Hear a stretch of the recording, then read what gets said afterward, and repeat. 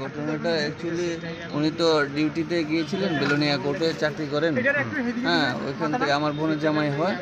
তো আমি বিজনেস করি, দোকানে ছিলাম।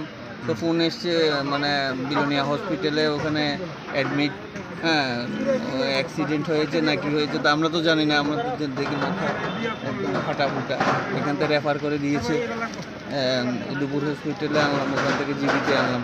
পরদিনটা ডেড হয়ে গেল। জীবিতে আনার পর মৃত্যু হলো মানে কোন সময়? ওটা ওই জায়গাতেই মানে ব্রেন ডেথ হয়ে গেছে, ডাক্তার বলেছে রেডি স্যার, ঠিক আছে। তো তখন মানে এত বড় আঘাতের ফলে কিভাবে ব্রেন ডেথ হয়ে গেল। ওনার স্ত্রীর অভিযোগ তাকে মাথার মধ্যে আঘাত করা হয়েছে, সেই বিষয়টা কিভাবে দেখছেন? বিষয় হলো কি, এখন শুনেন, আপনি যদি ওই জায়গাতে থাকতেন, আপনার আত্মীয় যদি পরিজন যদি ওই জায়গা থাকতো, হ্যাঁ উনি তো দেখেননি বা আমিও দেখিনি, ঠিক আছে। একটা সন্দেহ, যা একটা সুষ্ঠু তদন্ত হয়, ওটার জন্য আবেদন করেছে হয়তো বা। নামটা কি ওনার?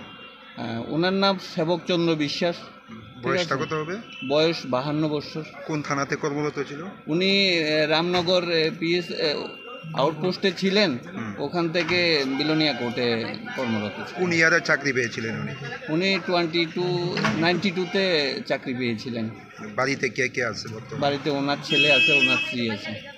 ধন্যবাদ।